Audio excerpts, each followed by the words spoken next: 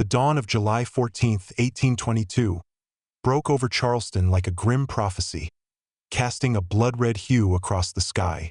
The air, thick with humidity, hung heavy, carrying a foreboding scent, a mixture of sweat, salt, and something darker that would soon settle over Magnolia Grove Plantation. The trees stood tall, their shadows long and stretching, as if they themselves knew the horrors that would soon unfold.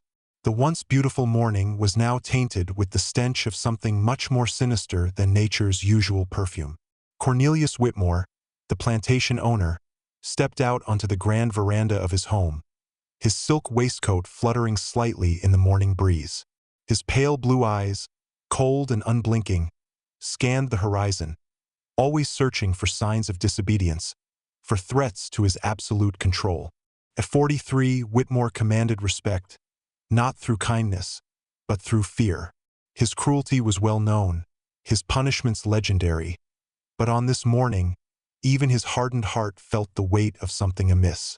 Before him, where the overseer's quarters once stood, only blackened ruins remained.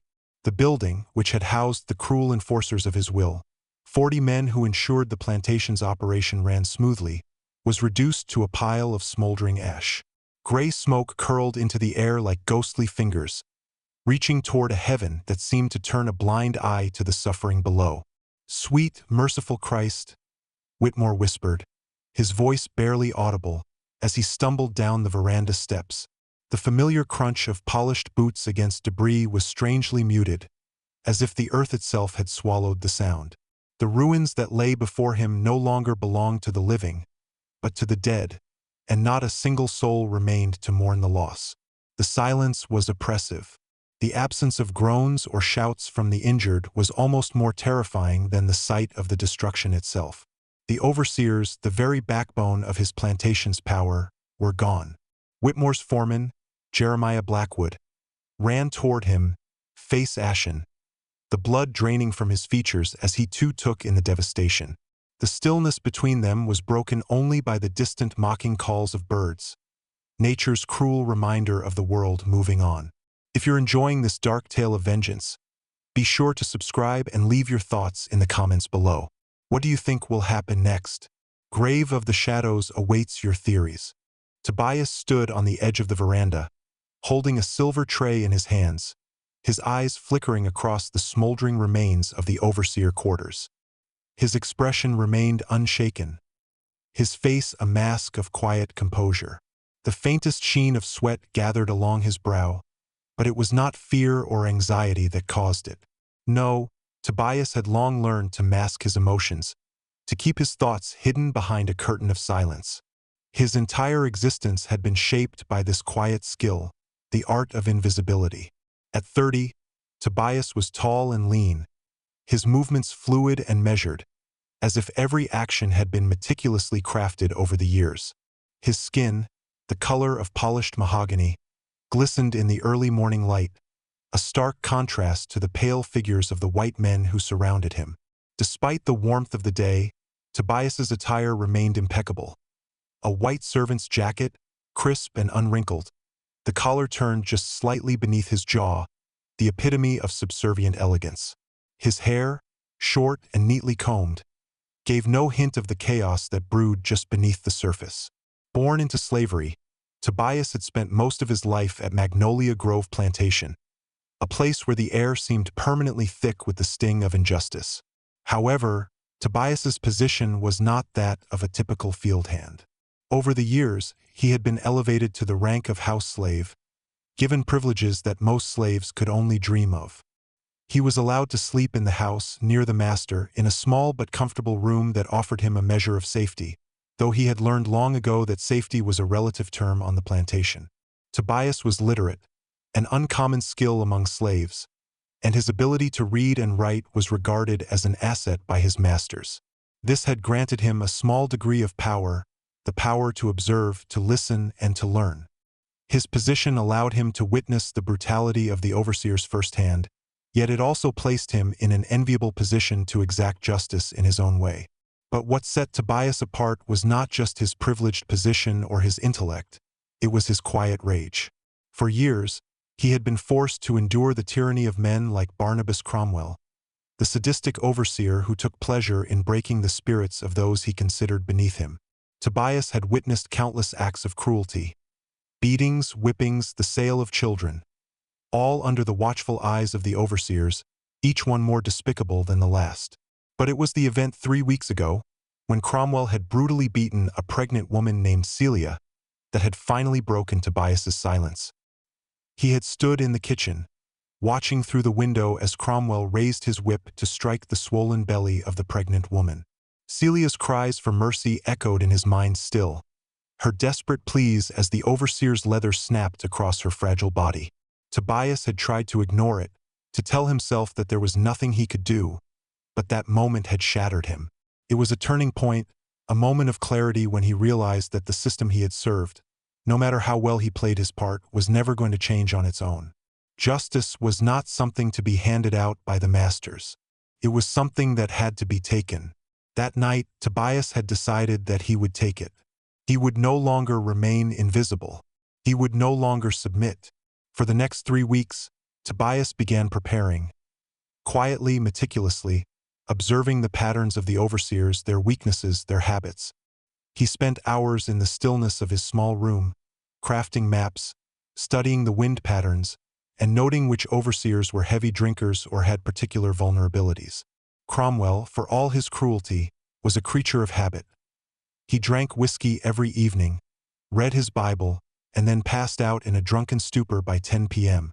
Silas Hartwell, Cromwell's second-in-command, was an opium addict, easily manipulated when his pain flared up. And Montgomery Pike, the youngest of the overseers, had a weakness for a slave woman on a neighboring plantation. He often stayed out late and returned just before dawn, leaving him vulnerable. Each overseer had their own flaw, and Tobias had studied them all with the precision of a military strategist. With this knowledge, he had begun preparing for what he knew would come.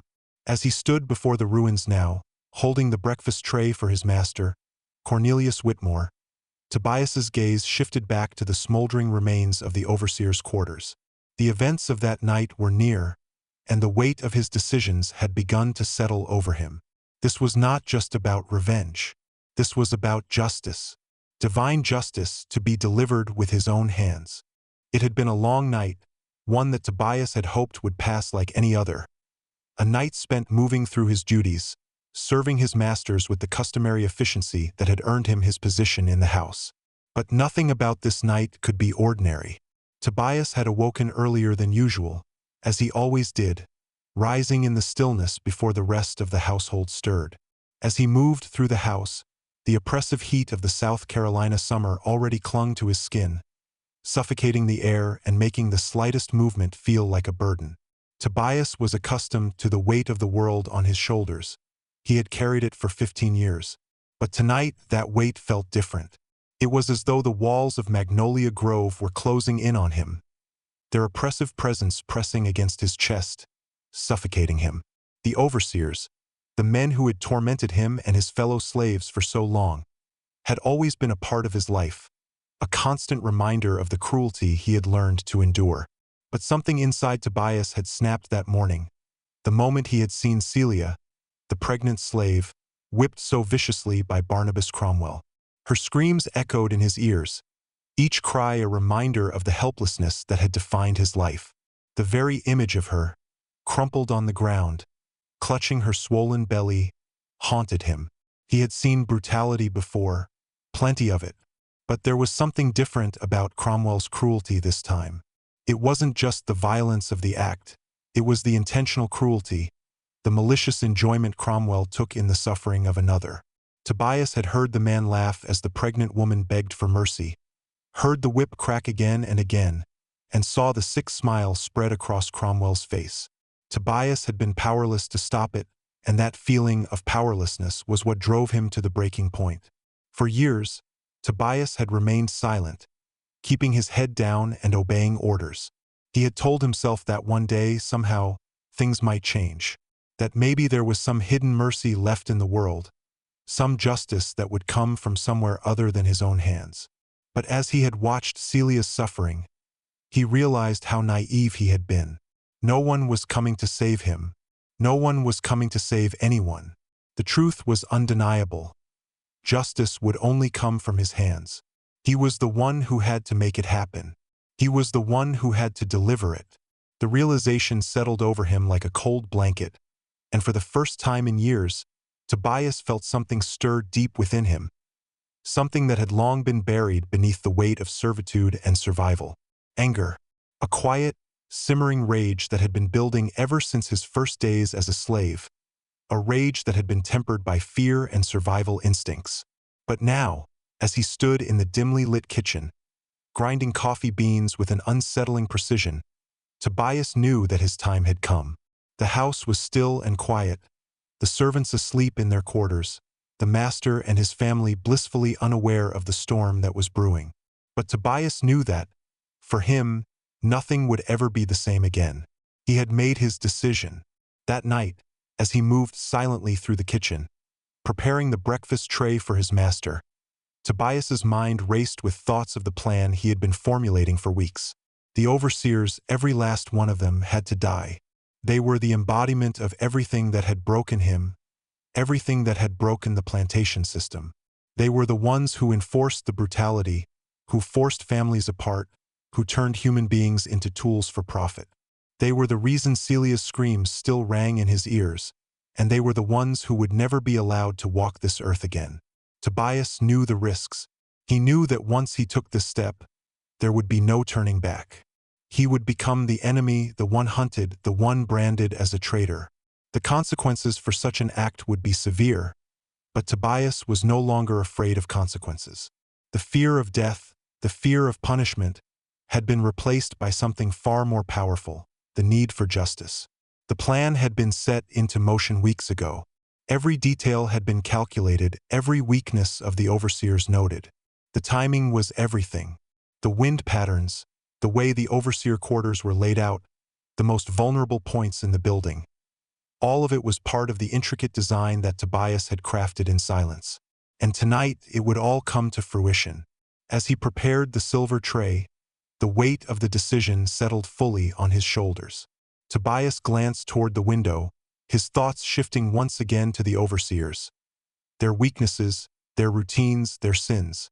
He had watched them all for years, learned their habits, their vulnerabilities, their fears. But now, as he stood in the kitchen, the sound of his own breathing was louder than the rustling wind outside. Tonight, he would deliver justice, not just for Celia, but for every slave who had ever suffered beneath the overseer's rule. With a final glance at the tray, Tobias set it down on the table, his hand steady. The first step was done. And soon, the flames would cleanse the land of those who thought themselves untouchable. Tobias had never felt the weight of time quite like this before. The hours stretched before him, each one filled with the ticking of his own mind, as if every second was an inevitable step toward the terrible moment when his plan would come to life. It was no longer just a thought. It was a living, breathing thing, growing larger with every passing minute, demanding attention, demanding completion. The decision to act had been made, but now came the grueling task of execution. He spent the next several weeks in a kind of silent preparation, moving through the plantation with the practiced invisibility that had been his shield for so long. To the casual observer, Tobias was no different than he had been before. He still served the Whitmores with quiet efficiency, still made the morning coffee and set the table with perfect precision. But beneath the surface, he was working, always working. Observation was key. Tobias knew the importance of understanding his enemy, and for years, he had silently catalogued every detail about the overseers. Their habits, their weaknesses, their schedules. No stone was left unturned. It was a job he took to with the same meticulousness he applied to his duties in the kitchen or serving the master. But this time, the stakes were higher than ever. Every piece of information was more than just a note. It was a potential advantage, a critical part of his grand design. He had learned everything about the men he was about to kill, their routines, their vices, their fears. Each overseer had a different weakness, a flaw that Tobias had noticed over time and that he would now exploit. Barnabas Cromwell, the overseer he hated most, was a man of habit, a creature of ritual. Every evening after dinner, Cromwell would drink his fill of whiskey, 3 glasses at precisely the same time, while reading his Bible. It was during this time that he was most vulnerable, his mind dulled by the alcohol, his body heavy with sleep. Tobias knew that Cromwell's vulnerability would be the key to his downfall. The man who had whipped Celia into submission would soon feel the very flames of judgment for his crimes. Then there was Silas Hartwell, the second-in-command overseer. Silas was a man with a dark secret, an addiction to opium.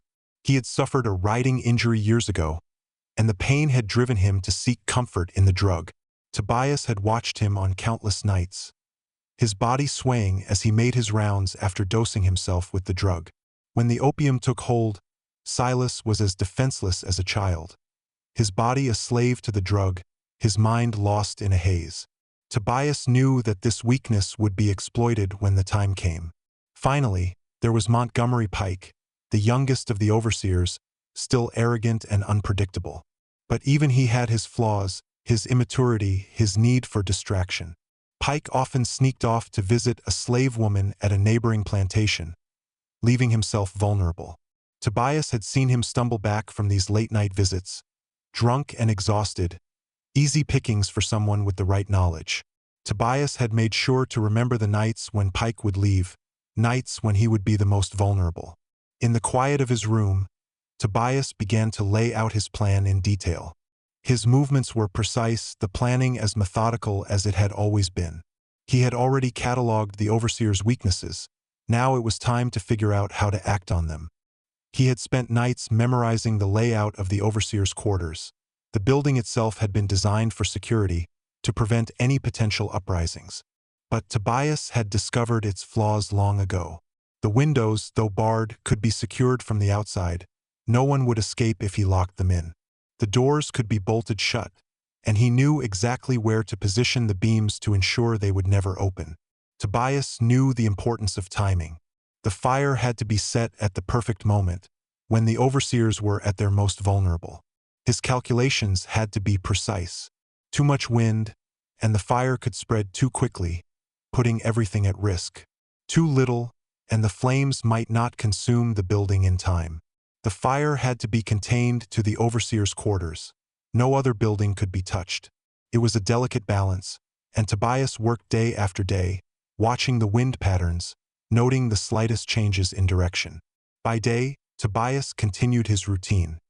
He prepared Master Whitmore's meals, cleaned the rooms, and moved through the plantation with the same efficiency as always. But by night, when the house was quiet and the overseers had retreated to their quarters, Tobias began the real work. He snuck down to the cellar, where he had stored his instruments of destruction, bottles of lamp oil, carefully collected over the course of weeks. The oil sat in a burlap sack beneath a loose floorboard in the pantry, waiting for the night it would serve a much darker purpose. Every evening he made sure to take just enough oil, never too much, never too little. He couldn't risk arousing suspicion, but he also couldn't afford to be careless. Each drop of oil was a step closer to the end of his enemy's reign. Tobias also spent his evenings at the overseer's quarters, watching from the shadows. He learned the positions of the overseers as they settled in for the night, who slept on the ground floor, and who occupied the upper rooms. He took note of the way they moved, the way they drank, the way they settled into their beds. Nothing escaped his notice. Each time he observed them, Tobias felt his resolve grow stronger. He had lived in this house for 15 years, but now he was preparing to take it down. He had learned that invisibility wasn't just about surviving, it was about becoming something more. And he had become something far more dangerous than any overseer could imagine. The closer Tobias came to the night of retribution, the more certain he became. His plan was solid. The overseers had no idea that their lives were hanging by a thread. They had no idea that the quiet house slave they had overlooked for so long was now the architect of their destruction. And with that thought, Tobias felt a calm settle over him. A calm he had never known before. For the first time in 15 years, he was in control. The fire would cleanse the plantation, and Tobias would be the one to ignite it. As the evening descended, a sense of anticipation hung in the air, thick and heavy, like the humidity that wrapped around the plantation. Tobias moved quietly through the shadows, his heart beating with a rhythm that matched the growing urgency of the night. The wind was perfect tonight, steady, but not too strong, just enough to carry the flames in the right direction. He had spent weeks studying this moment, and now it was finally here. The overseers, oblivious to the danger that lurked just beyond the walls of their quarters, continued their usual drunken revelry. Tobias paused at the edge of the overseer's quarters, hidden in the shadow of an ancient oak tree. From here, he could see the building in its entirety, the windows glowing faintly, silhouetting the men inside as they drank and laughed. The sounds of their laughter carried through the night air, a cruel reminder of the power they thought they still wielded. But Tobias knew that tonight, the flames would strip them of that power. He glanced down at the burlap sack slung across his shoulder, the weight of destruction pressing against him. The oil inside, carefully collected over the past few weeks, was now his weapon. The time had come. With a deep breath, he pulled the sack from his shoulder and set it gently on the ground. The ceramic jugs of oil were his tools, each one a measured step toward the end of the overseer's reign. His hands moved with precision, just as he had practiced countless times in his mind. Every action was deliberate, every step part of a plan he had perfected in the silence of his room. He approached the building cautiously, his steps soundless against the soft earth. The side door was his first target. He had already scouted this spot. He knew the beam that would lock it shut, the one that would prevent any escape. He moved quickly, positioning the heavy beam into place, securing the door from the outside. There would be no way for them to break free from this point. With the side door sealed, Tobias moved to the main entrance. He had calculated every detail of this building, the way the windows were barred, the positions of the rooms, the layout of the hallways. He knew where the overseers slept, and he knew how to trap them. As he worked, the building seemed to grow quieter. The sounds of drunken laughter now mingled with the soft murmur of men preparing for bed. Soon it would be too late for them. Soon, the only sound would be the roar of flames. The final task was the most delicate, the oil. Tobias poured it along the wooden foundation with careful precision, each drop adding to the firestorm that would soon consume everything in its path. The air around him smelled of oil, thick and pungent, as it soaked into the dry wood, ready to ignite. He could already feel the heat building, the sense of something inevitable drawing nearer. As Tobias moved along the building's perimeter, he felt a strange calmness wash over him. This wasn't fear. This wasn't regret. It was the calm that comes from knowing that what you are doing is necessary, that the world will be better for it. For years, he had endured the cruelty of these men. Their beatings, their insults, their casual disregard for the humanity of the slaves under their rule. Now he was taking justice into his own hands, delivering the retribution that had been denied for so long. And with each step, the weight on his shoulders seemed to lighten. He reached the final corner of the building, where the overseer's quarters met the slave cabins. He paused for a moment, surveying the area. The wind was still perfect. The flames would burn in the right direction, away from the cabins. He had taken every precaution. Every possible scenario had been accounted for. This was his moment. Tobias took a final glance at the overseer's quarters, the building that had housed the men who had tormented him and the other slaves for years. The building that had been the epicenter of cruelty. And now it would be the epicenter of justice. He pulled the flint and striker from his pocket, feeling the cold metal against his palm. With steady hands, he struck the steel, the sparks jumping from the metal and catching the dry pine needles beneath him. For a moment, everything seemed to stand still, the world holding its breath. The spark flared, catching the tinder, and a small tongue of flame licked at the air. The fire spread quickly, as Tobias had anticipated, its hunger growing with every passing second. The oil soaked into the wood, igniting with a furious roar, consuming everything in its path. Tobias stood back, watching as the flames raced along the foundation, climbing the wooden beams, turning the building into a blazing inferno. Inside, the overseers were just beginning to realize what was happening. The confusion was immediate, followed by the frantic scramble to escape. But it was already too late. Tobias knew this would happen. They would try to break the doors, they would try to escape through the windows, but every exit had been sealed. They were trapped. Tobias could hear the shouts of panic as the overseers tried to break through the doors. Barnabas Cromwell's voice rose above the rest, booming through the smoke as he ordered his men to break down the door. But the heavy beam Tobias had positioned was immovable. The overseers were fighting a losing battle, and they knew it.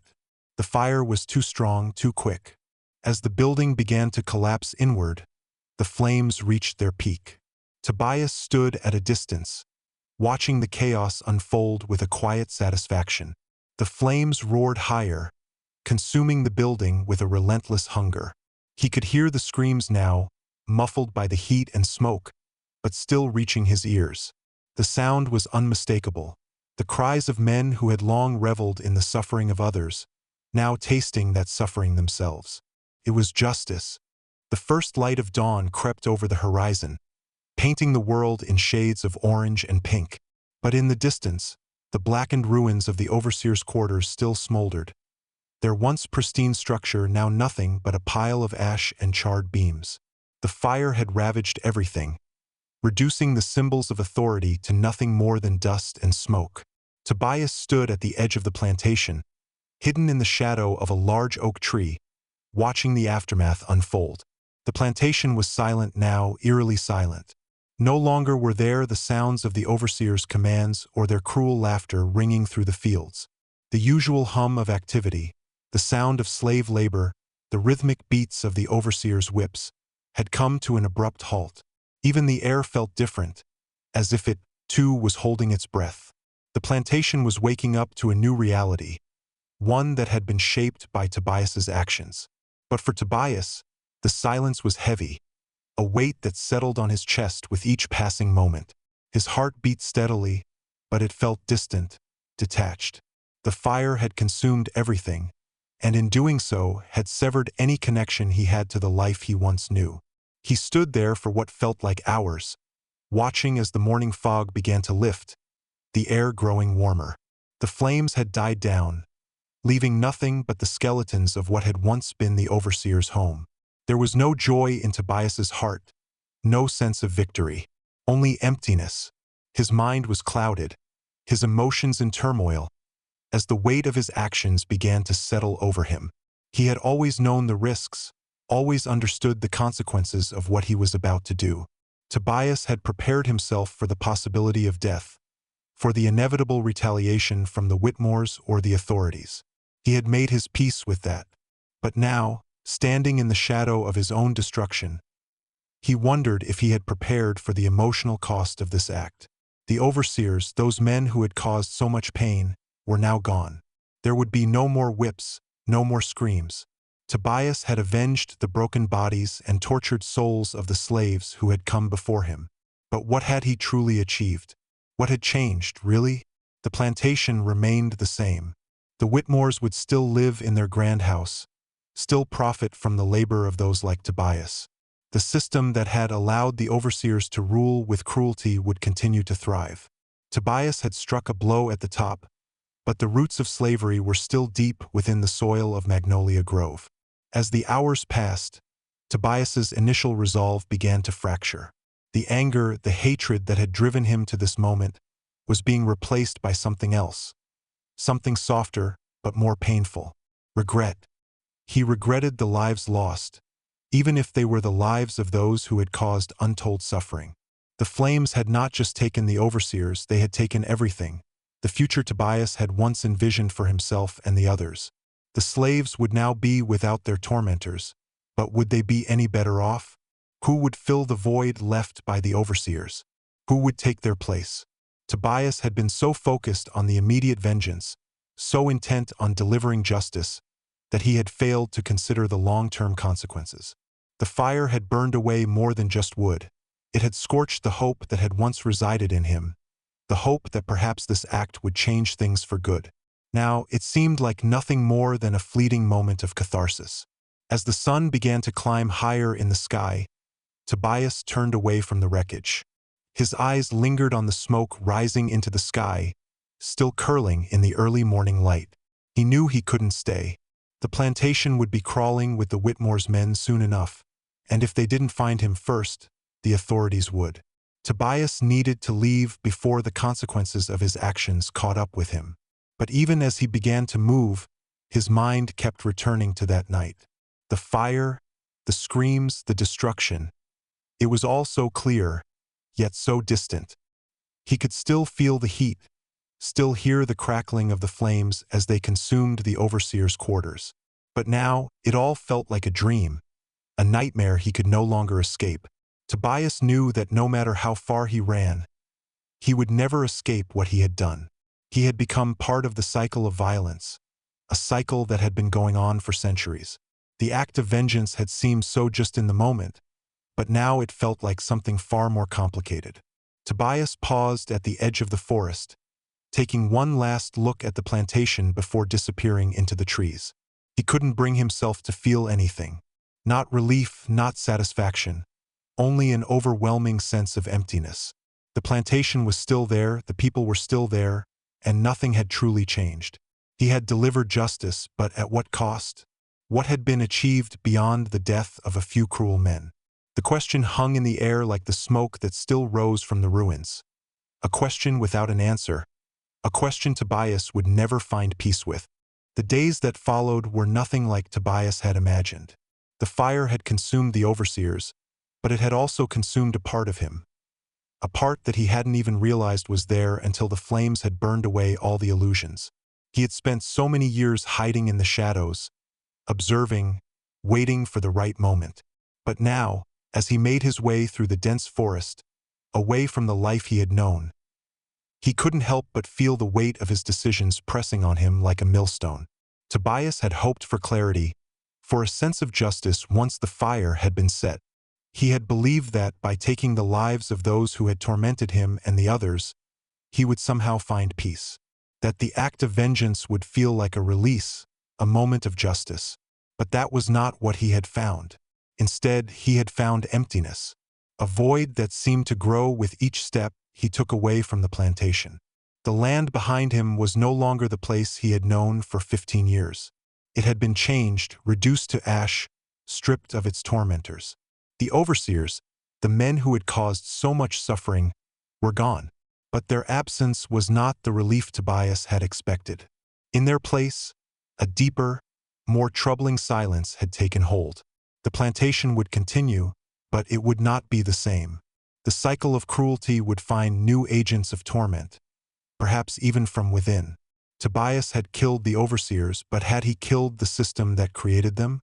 As Tobias moved through the woods, his thoughts drifted to the other slaves, those who had lived alongside him, sharing in the daily struggles, the silent defiance, the quiet hopes for freedom. Would they be free now? Would their lives improve without the overseer's cruel oversight? He wasn't sure. He couldn't be sure. Freedom was not something that could be granted by the death of a few men.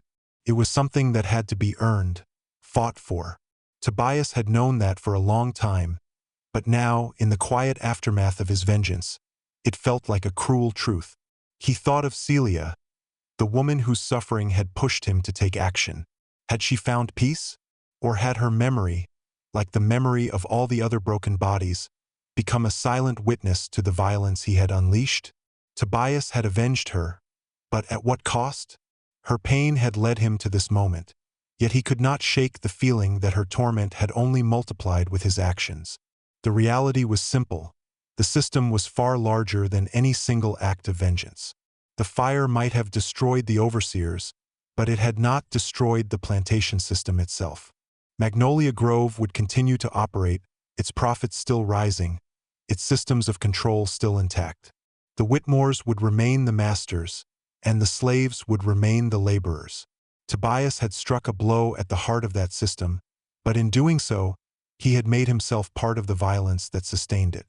And yet, as Tobias walked deeper into the woods, away from the fire and the ashes, he couldn't help but feel that he had done something that could never be undone.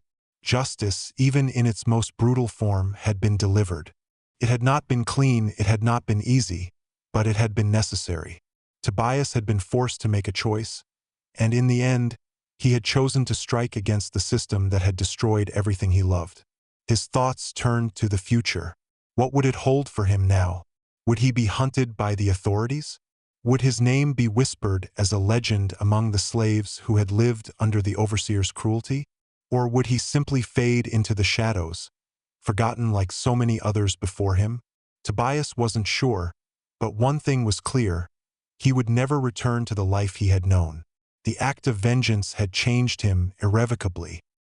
He had stepped into the fire, and now he was nothing more than ashes. The path before him was uncertain, but it was his to walk. He had delivered justice on his own terms, and in doing so, he had freed himself from the chains that had bound him for so long. Tobias did not know what lay ahead, but for the first time in years, he felt a small, fragile sense of hope stirring within him. It was a hope tempered by the brutal realities of the world, but it was enough to keep him moving forward. The cycle of vengeance, of cruelty, would continue, but Tobias had taken the first step toward breaking it. As he walked into the night, the sound of the wind rustling through the trees was the only thing that accompanied him. It was a sound of quiet, of waiting, and of a future that was yet to be written. Tobias had made his mark on the world, and now it was time for the world to decide what that mark would mean.